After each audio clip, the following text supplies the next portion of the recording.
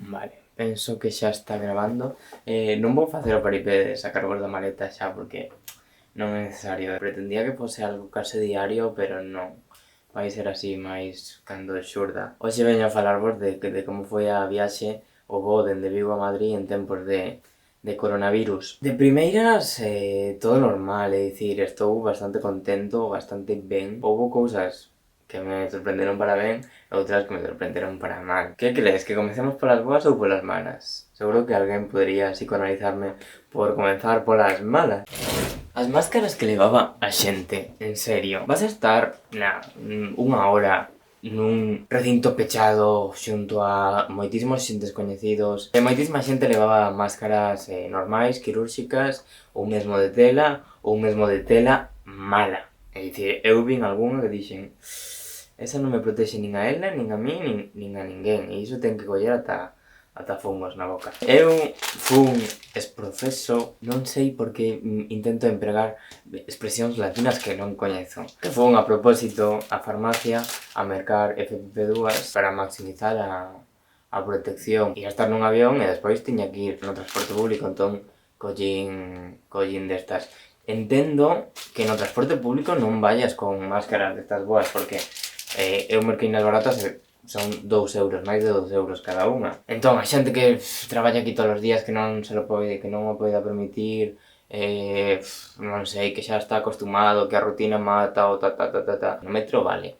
Pero tío, nun avión, eu que pensei xa, bueno, saíme por 20 euros o vou gastar 2 máis e digo que o voo costoume 22 euros e vou seguro. E outra cousa negativa, porque eu son, pois, case un amante dos reencontros ou das despedidas ou de ver a outra xente atopándose e despedíndose, o sea, ten un ton nostálxico sempre as estacións de tren, bueno, isto xa o dixen moitas veces, pero claro, cando ábrense esas portas que son de non retorno e normalmente está ali agardando todo o mundo con bandeiras, hai alguén con un ramo de flores, hai alguén con, non sei, con pancartas, familias, ves parellas, ves moitísimas cousas, e que se abran as portas e non ver a ninguén, nada, é como super frío, super triste, é algo que nos roubou o coronavirus. Outra cousa, o sea, cousas normais, non? Como que dispensadores de xel, aínda que en Vigo non había, non tiña, daballe e non ía, ou os asentos estaban separados, sabes? Para agardar as distancias de seguridade e tal, e polo resto todo normal. Temos que ser optimistas, a chegada do bicho achegounos moitas outras cousas, que melloramos a nosa educación, por así decirlo. Nunca entendín, o sea, eu nunca entendín a xente que facía, que esperaba nunha, o sea, formábase nunha ringleira para entrar antes ao avión, pero por que queres entrar antes? Sempre fun dos que esperaba para o final. Hai sitios, más hai gente que ha pagado por escoger el sitio, escoger ventana ou escoger pasillo. ¿Explicáis por que hai a gente haciendo cola? Entón agora xa, en vez de dividir en ringleiras para grupo 1, grupo 2, grupo 3, o que dicían por megafonía é veña, pois agora pasa ao grupo 1, que é o equivalente da fila 30 á fila 20. Pois xa está. Unha entrada ordeada, sen ningunha masificación, que normalmente cando hai tanta presa por entrar, agardas na ringleira esa antes de dar o DNI a tarxeta de embarque. Agardas despois na pasarela do avión. Agardas no pasillo propio do avión. Estás agardando todo o puto rato. Agora agardas sentadiño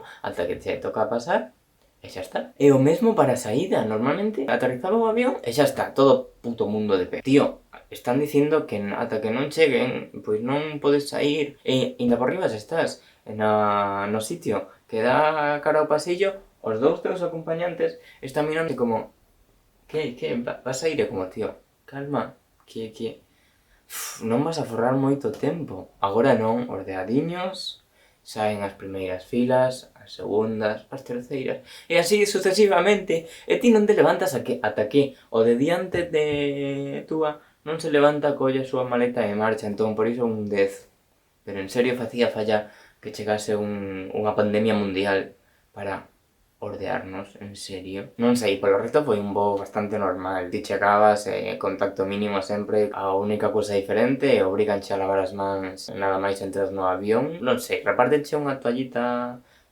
húmeda que despois, o sea, no primeiro, antes de que despegue o avión, din, por favor, empregada a talliña, que imos recoller os restos para o lixo. Entón, como que lavabas as mans, o meu lado lavou así un pouco o asento e xa está. E despois a chegada a Madrid foi como, bueno, un xel, o aeroporto baleiro, mira que Barajas é un aeroporto grande e sempre está con moito movimento. Non estaba completamente baleiro, pero había moi pouca xente. E despois a saída, pois nada, separabanche dependendo de onde viñas, e despois pasabas tamén por unha cámara de temperatura. Penso que pasei en máis dun sitio por cámaras de temperatura. Pois unha cámara e atención, está sendo grabado para o control de temperatura. Pouco máis, dende logo os voos están moi baratos. Non vou facer eu alento a ninguén de viaxar nestes momentos. Non é o momento de viaxar, pero de verdade, se non tes medo a morrer ou non che importa a saúde colectiva, é un moi bo momento para viaxar. Collín o voo, pois, por 3 ou 4 veces menos do que o tería collido en situacións normais. Que así foi a experiencia, que penso que non me deixo nada. Como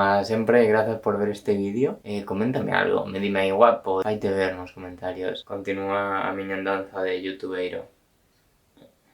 É que non imos chamarlle youtubeiro. Veña, deica outra, deixo vos por aquí. Igual non están en plano, pero eu deixo vos por aquí. A miña canle,